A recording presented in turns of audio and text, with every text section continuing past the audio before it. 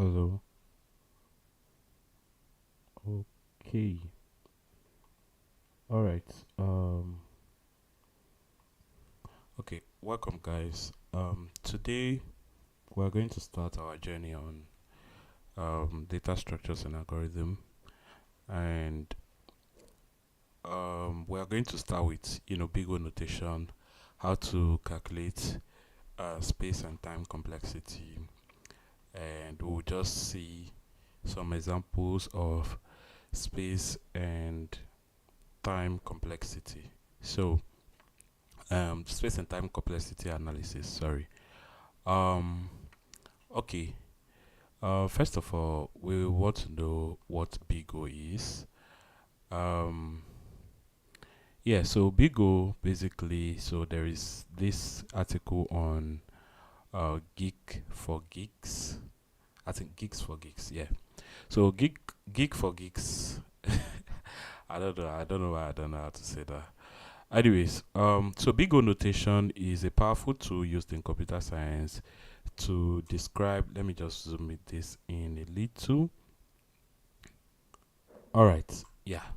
So to describe the time complexity or space complexity of algorithms. So this basically means the worst scenario.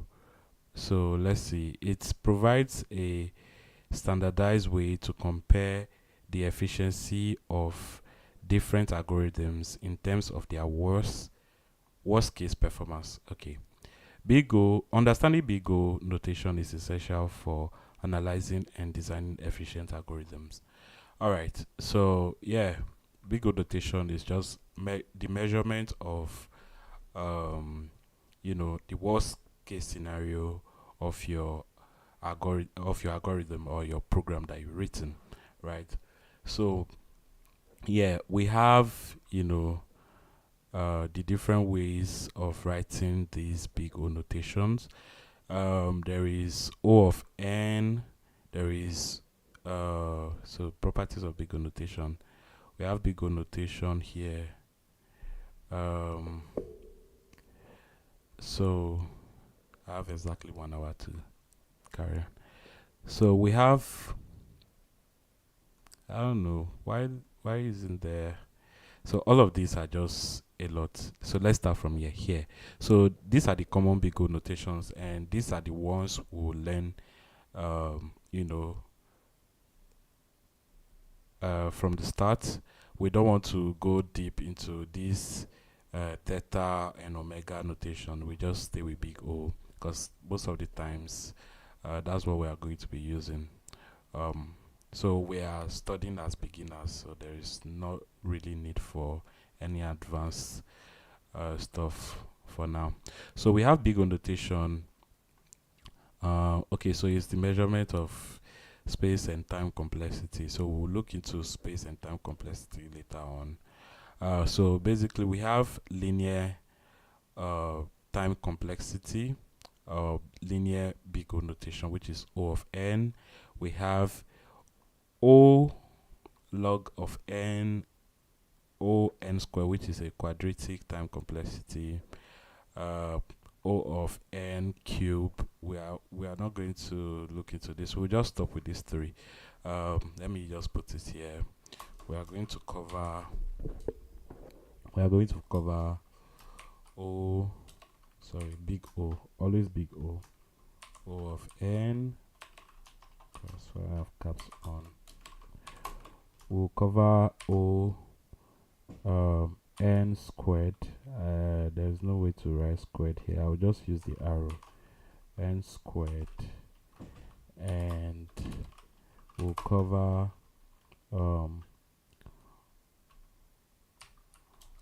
O,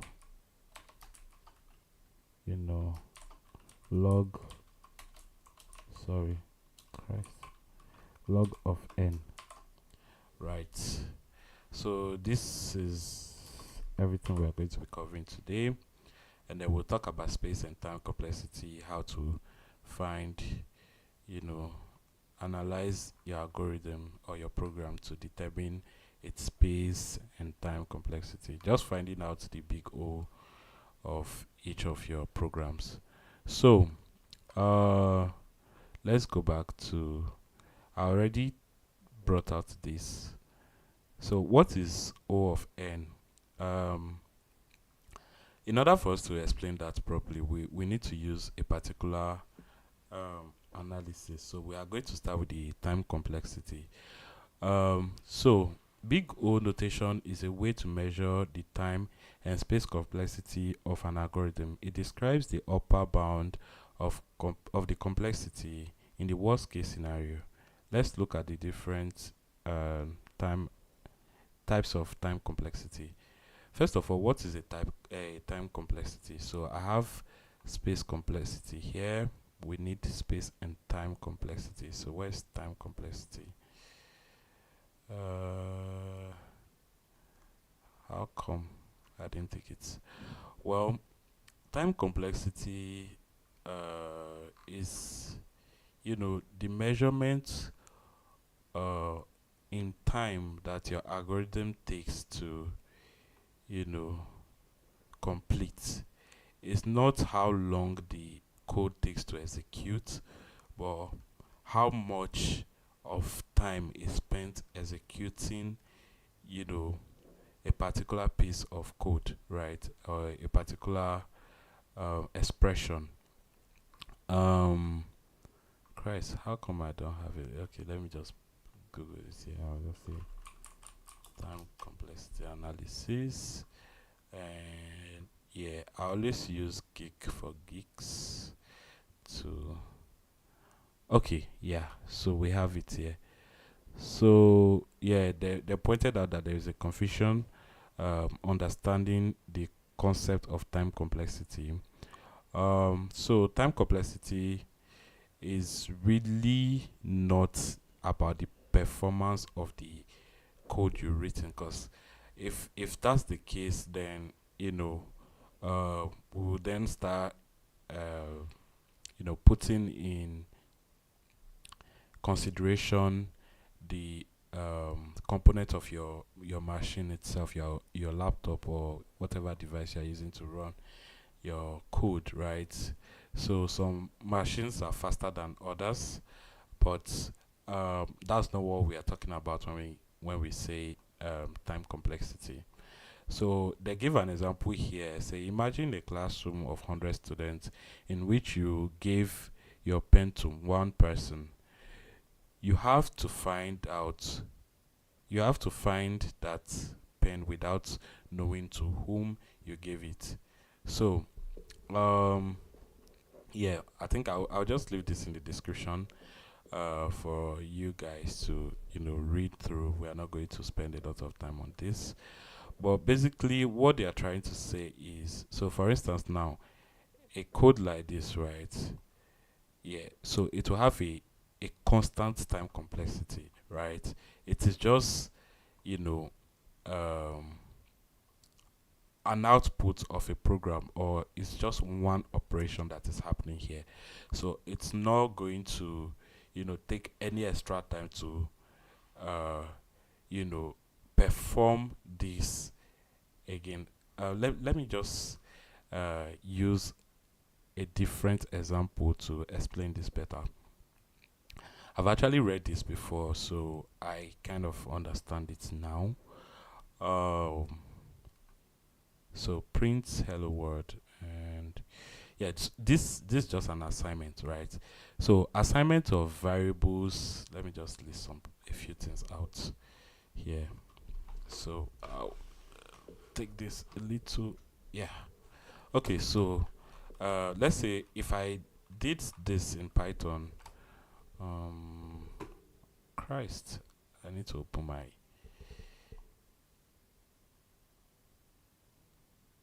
uh,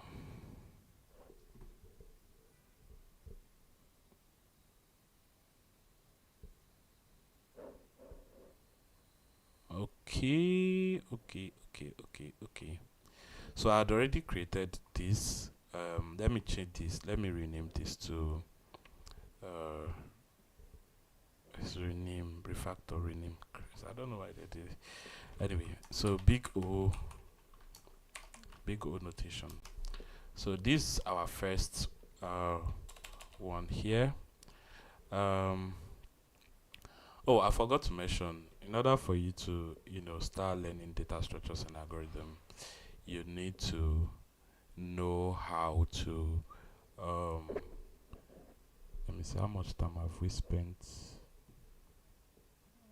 I think I might have to end this stream.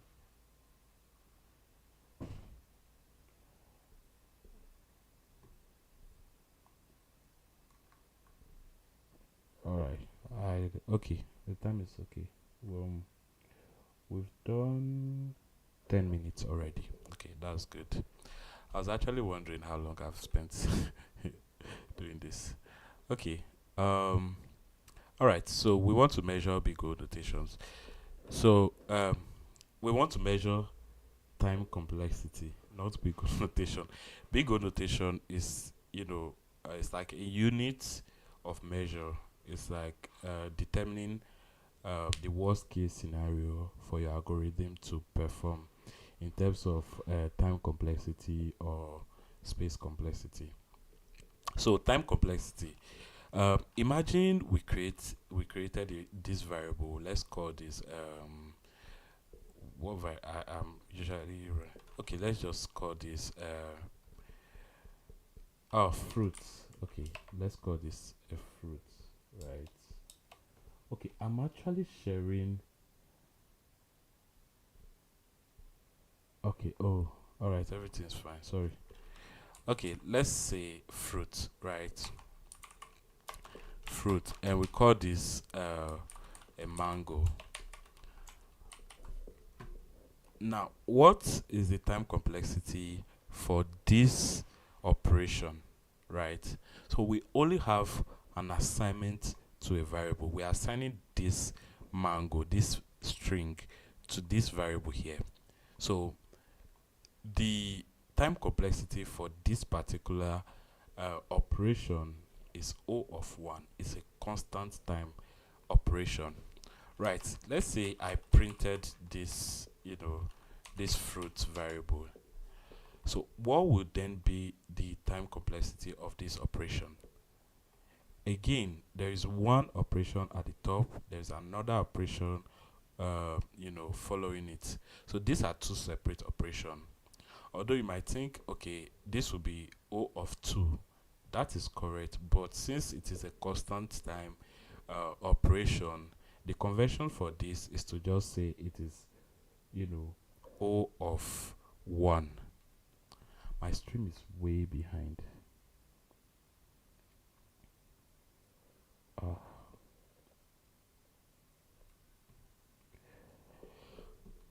okay.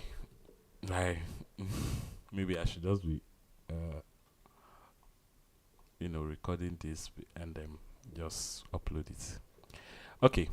So when we run this program, we see mango, and that is okay. So for operations that are assignment to variable, that are just constant operation, if I did, let's say, 2 is equal to 1 plus 1, this is a constant time operation, right? This is a constant time complexity. It is O of 1. So let me just, oh, okay. All of these are O of 1. I'll just put this here. So we have shift control slash. So these are O of big O of 1. All right. Even if I did, let's just change this to an operation, right? And say this is 1 plus 50,000, right? This is still O of 1, right? If we had a list, right? Let's change this to, okay, I'll just say fruits this time around. And it's a list of fruits. Let's say we have, how am I forgetting this? Okay, I guess I'm a bit nervous. And banana like this. So we have two items in the list, right? So accessing a particular item in a list is, an operation. Um, in terms of time complexity, it is O of 1 because we are directly accessing an item. We know the index. So, for instance, to access banana, I would say um, print fruit. Sorry, print fruit 1. So let me just cut this out and run this code. Now you can see we have banana. Okay, I guess this is really small on the screen. So how do you do this? Okay. My bad.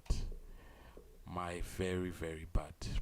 Alright, so we have, you know, so O of 1, constant time, constant, oh my god.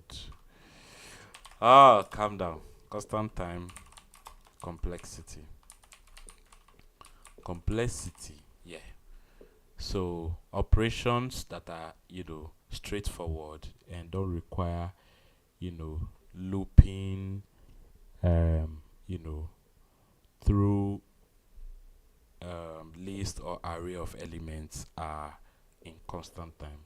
So directly accessing an item in a list or an array is in terms of in time complexity, it is O of 1. Okay. So what else do we have? Some people are joining in. We're still behind. Anyway, okay. So that's O of 1. O of n. O of n is proportional to the input um, item, right? To the input um, in the operation. By input, I mean a list or any iterables. So big O notation is a way. Which one is here? Okay, we are talking about time complexity. Okay, so the time complexity of this operation now is O of 1, right? Every every time a constant amount of time is required to execute code, no matter which operating system or which machine configurations you are using, the time complexity is O of 1. Okay, that's good. Now, so for an operation like this one now, right? So we have 8, and then we are looping through this list. So this operation is dependent on a particular factor, which is the size of this n here, right? So as the size of this n increases, the time it takes to finish this particular operation will increase. So this means the time complexity of this operation here, it is O of n. N being the input, um, you know, the input factor here. All right. So aside that, okay, so this is the operation here. This is what happened when they run this code. So you see, this is basically dependent on the input of the input of this loop here. Time complexity in the above code, blah blah blah. Okay, that's what I just explained. So the big O notation, O of n is a linear operation. So it increases with the increase in the input factor here. So which is what makes the operation takes longer to execute. All right. Because if we increase this to let's say this n to 8,000, for instance, the time it takes to execute, you know, the code will increase as well, right? The time it takes to print this hello world, right, will increase. Um, so we'll see hello world, hello world, hello world, but it will not print as fast as, you know, this this is printed, right? So that's O of n, which is a linear operation, which is a linear time complexity. All right. The next one we have is the so we are going to just. I don't think we should skip to this point here because this is more. You know. Okay. Let me just explain this one now. O log. So there is just. You know. We are talking about.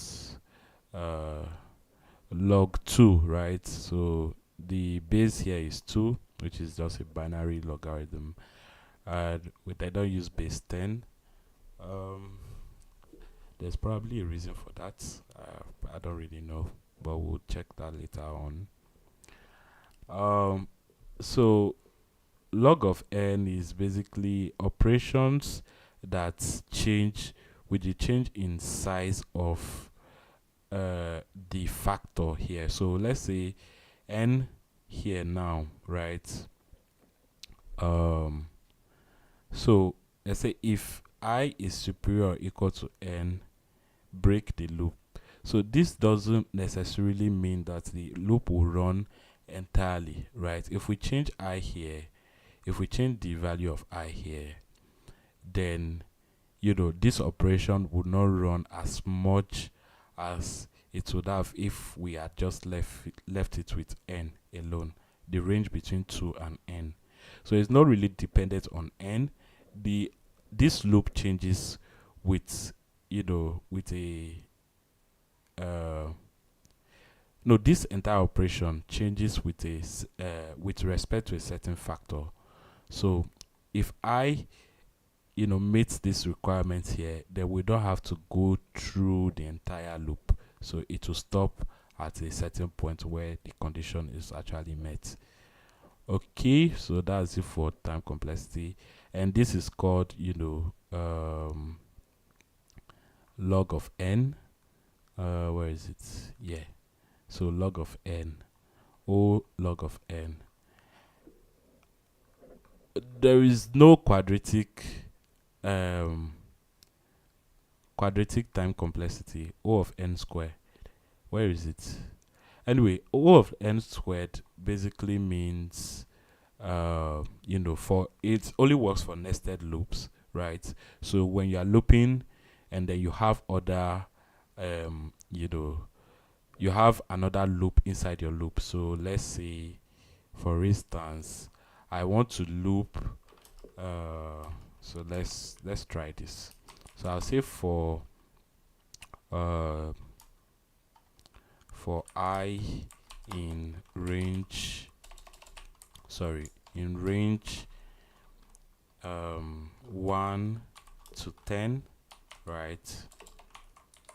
And then what I want to do is I want to add another loop here for let's just for j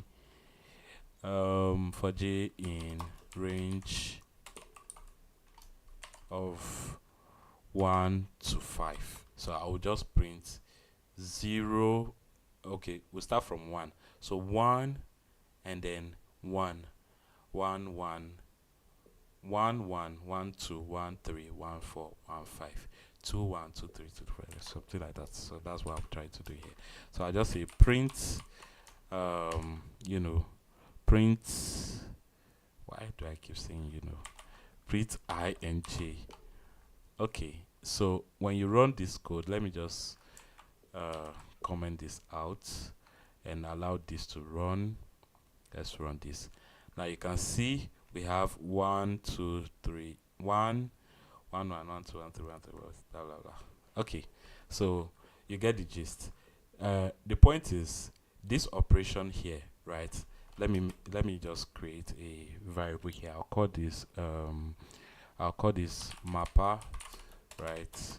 Because I want to map, you know, these two together. Say I j like this, and then I'll just print mapper here. Okay,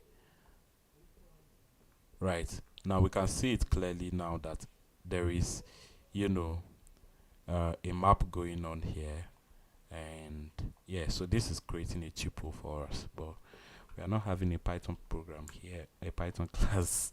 You can use whichever programming language you want to, study data structures and algorithm. So I'm just using Python as it's my own preference. Okay, so you can see the time it takes for this particular operation, right? The assignment of this tuple to this mapper here, the time it takes for this operation to complete is in O of n squared, quadratic time, because as this increases, right, it takes as much time to complete this operation um, when completing this one. So for every loop, for every upper loop or outer loop, there is uh,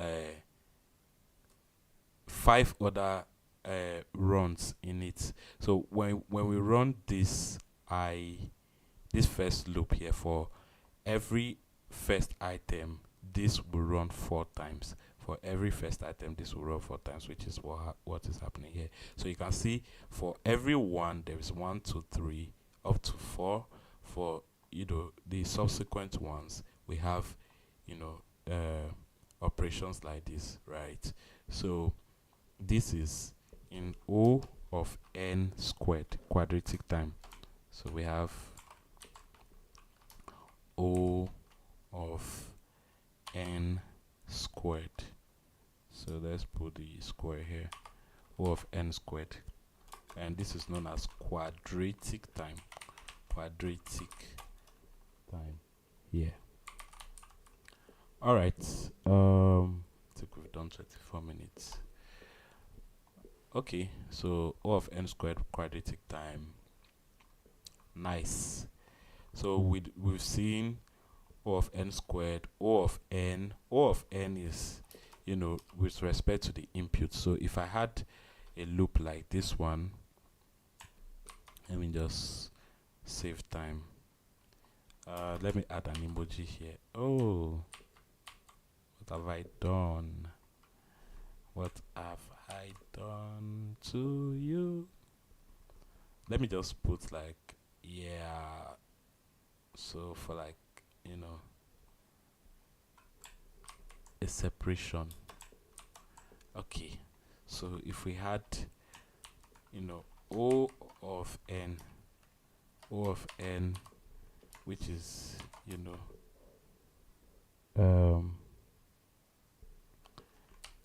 linear time complexity.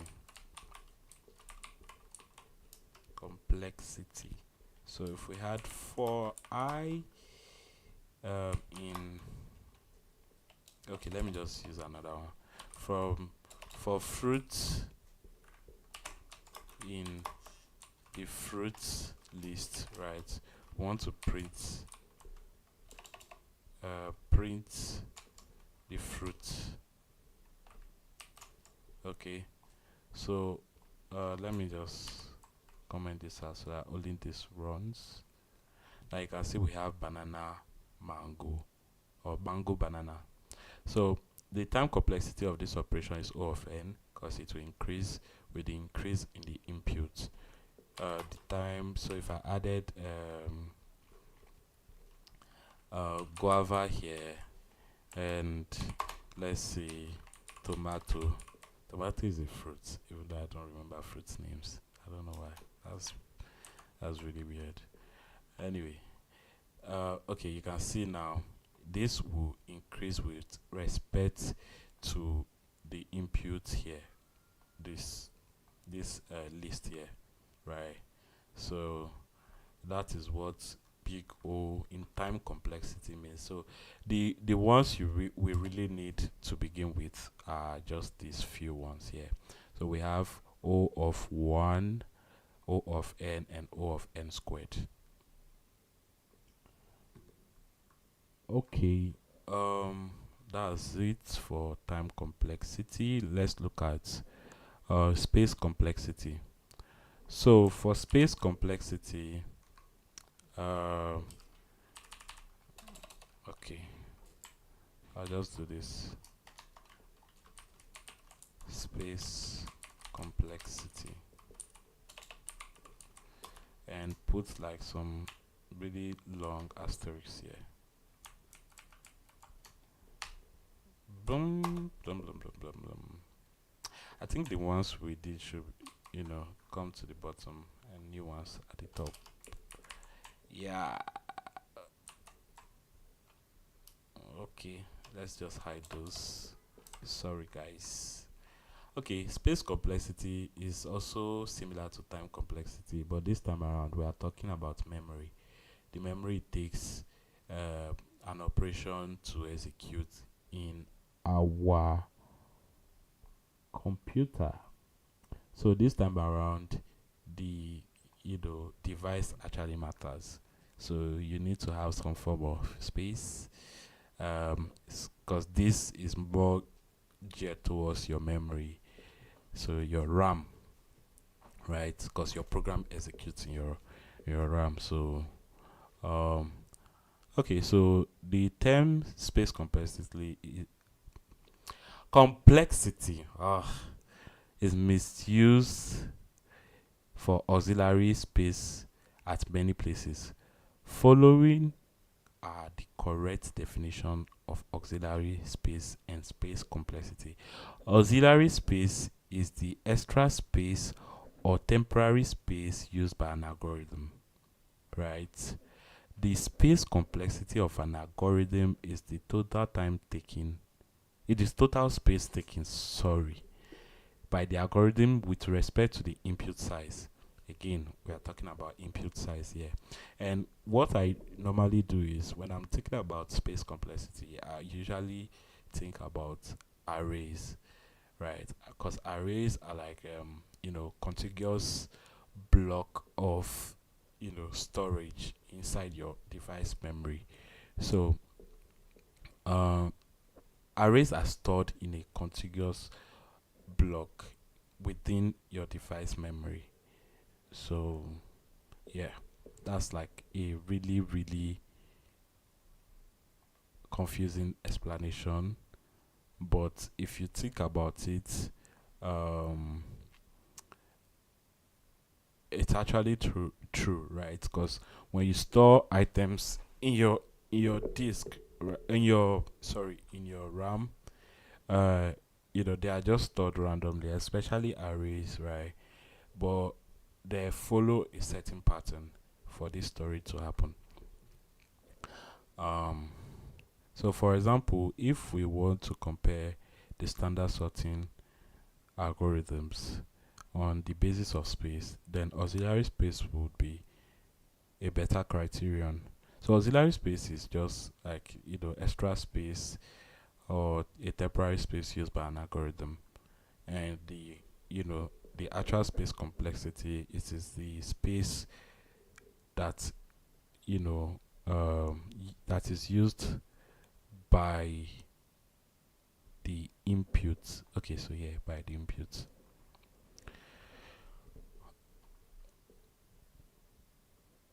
So let's see. Okay, so heap sorts, blah blah blah.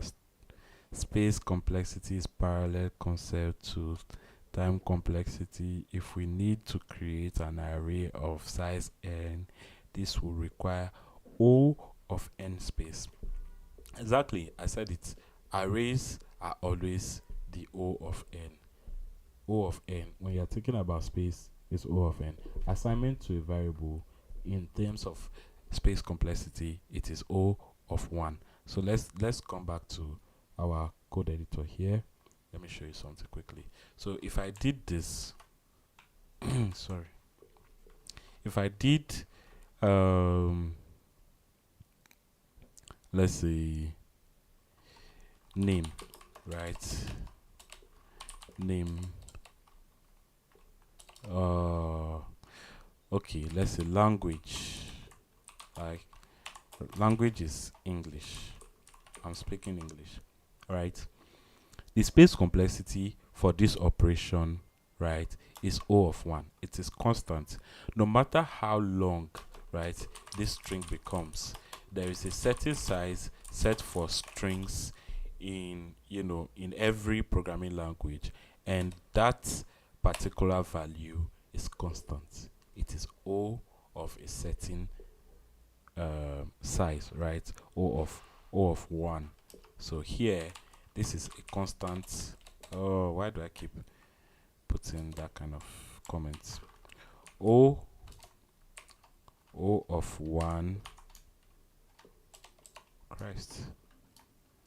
O of 1 space A. Yes, space complexity. Complexity. O of 1.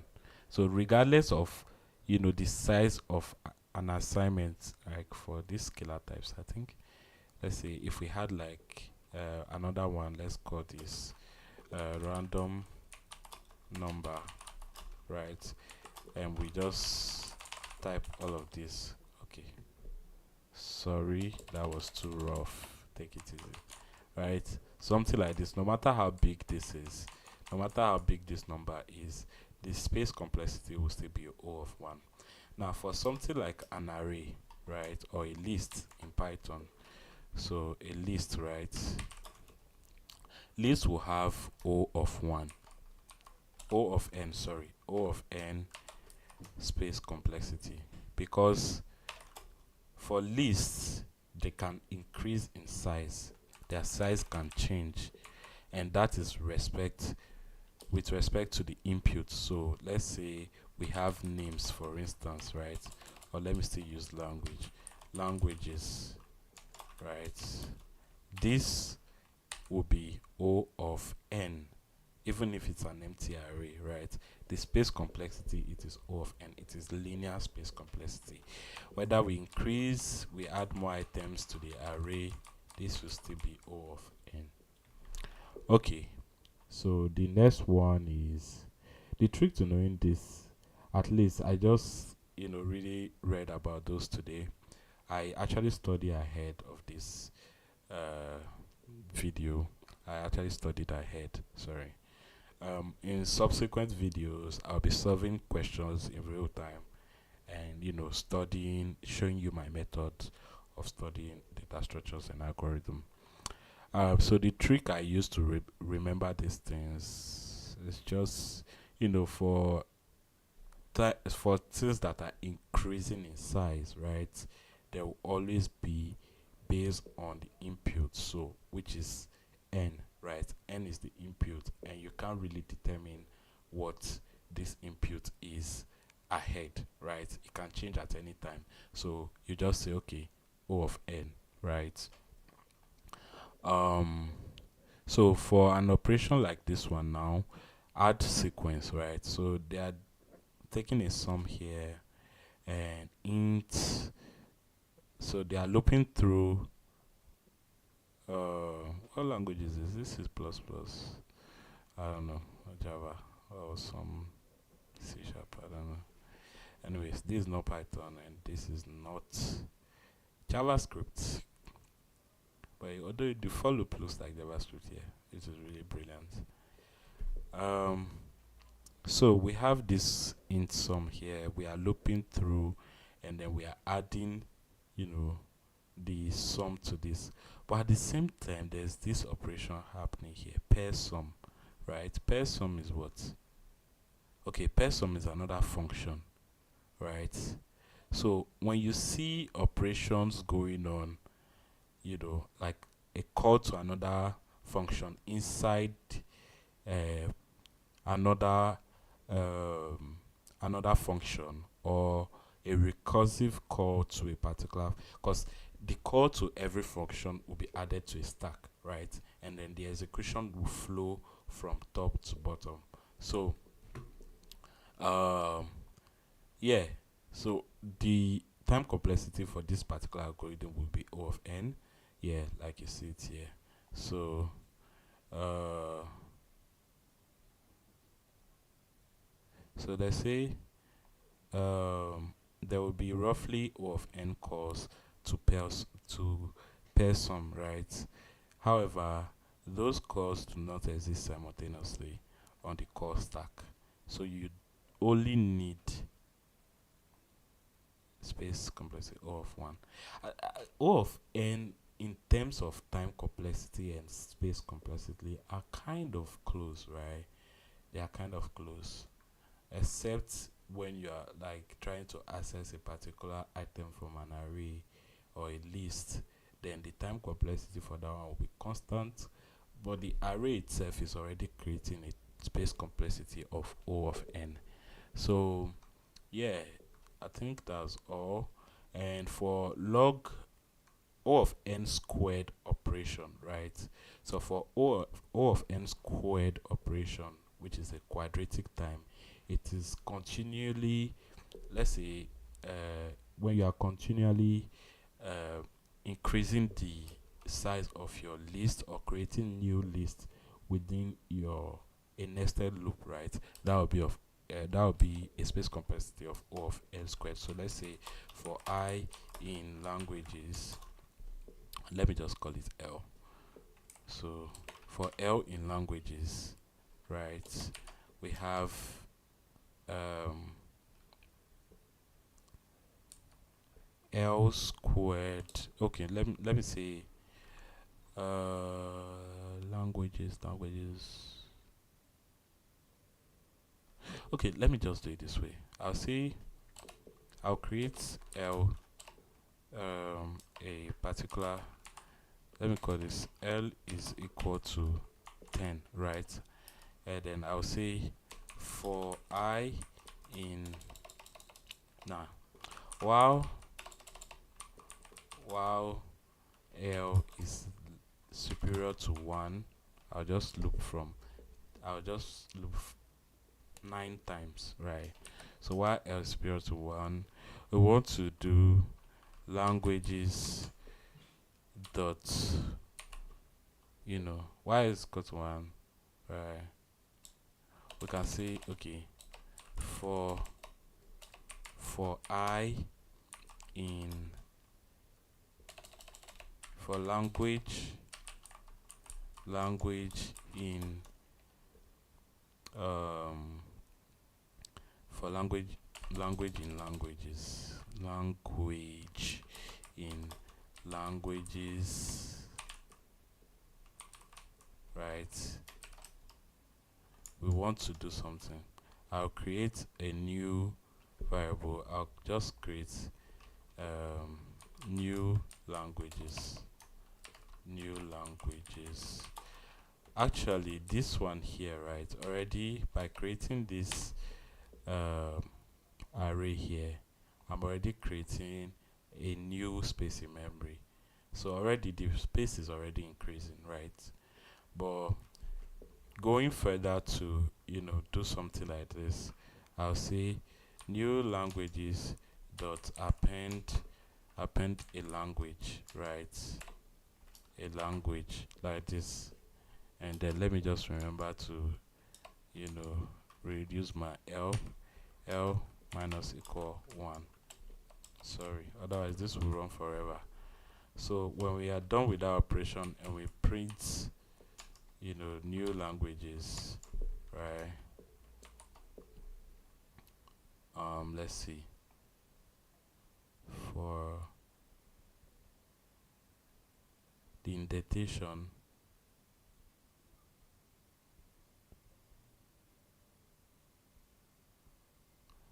expected indented block after the for blah blah blah. What did I do wrong? Oh, this is too much. Christ, I hate this cursor. Okay.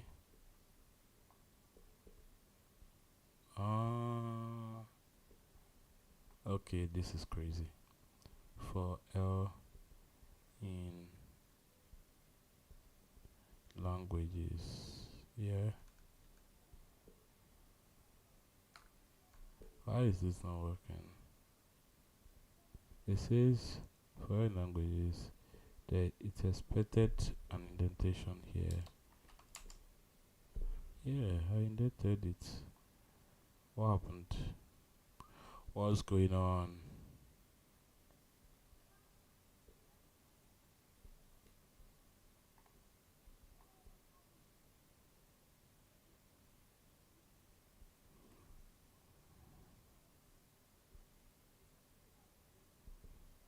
What's the issue? Expected an indented block after this. Okay. Is it that the indentation is too much? That would be crazy because this is 3 space. Right. Why is it not working? Oh my god, that's 3, right? So let's start here. 1, 2, 3. And then here 1, 2, 3. Okay, this is crazy.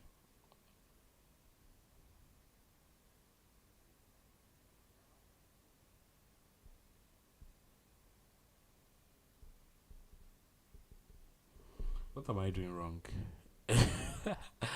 This is nuts. I don't know. What's going on? What's wrong? What is wrong here? I don't get it. What happened, boy?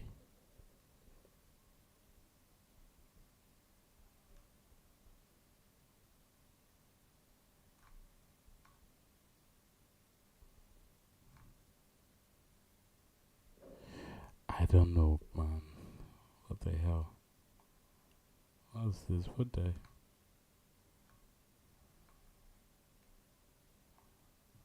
Okay.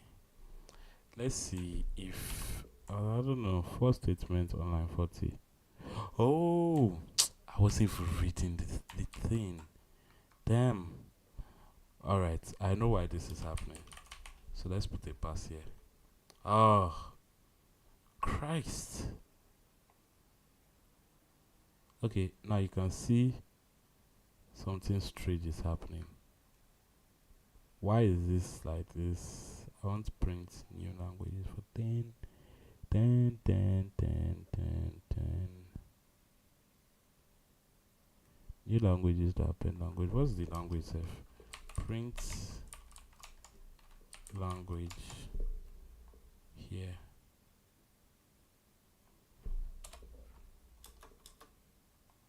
Print the language. Oh, I even forgot that I didn't put actual languages there.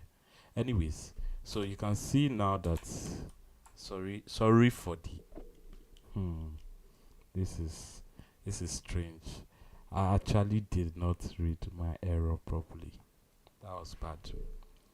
Okay, so this here says, so I'm appending back the language. Okay, you know what? Each time I'm done appending, I'll just print like a statement here. Uh, print, let me just put I each time so that, okay, the indentation is not correct. Oh my god, I don't like doing manual indentation. You see? So, what this is saying is keep looping. So, this will not even do anything at all. It won't do anything because this will finish its own first, and then the I will also happen later on. That's why you see this one here. This has happened first. Anyway, so this will take O of n squared space, right? Because we are increasing the size of our list within a loop. For O of n quadratic, logarithmic space complexity. Well, for that one, it involves, something a little bit more complex. But I think with this one, we are okay for now as beginners. This is what we should know. And, you know, I'm also learning as well. So I've made a lot of mistakes, which is why I decided to go live. I don't want to, sugarcoat anything. This is a full experience. All right. I think that's all we need to know for now. We can just, go through and revise again. Um, yeah, I have some viewers. I have 4 people. 4 people came to, you know, spy on me, which is nice. All right, that is for space complexity, and yeah, space and time complexity, big O measurements. So we did n squared. We did n squared is quadratic time. We did constant time, which is O of 1. We did linear O of n. And for logarithmic time, we also did a little, very little bit of that in terms of time complexity, not in space complexity. Well, let's take a look at space complexity and see. Well, they did not define that here. Well, I think I read sometime that it has to do with matrices, right? So let's no, it's not matrix. Beside matrix, right, which is an array inside an array, also have O of n squared time complexity. And then when you're doing something like divide and conquer or binary search, where you divide the list each time you are trying to, search for a particular item, that is in binary search, the size changes, right? And with that kind of change happening during the life cycle of your program, it is said to have a space complexity of O log n, yeah, logarithmic time complexity. All right, tomorrow we'll do something else. We'll go into real operations. We'll do basic data structures like arrays and what, and strings. All right, so tomorrow we'll continue. This is day 1. Tomorrow will be day 2. We'll do this for 100 days. Let's go.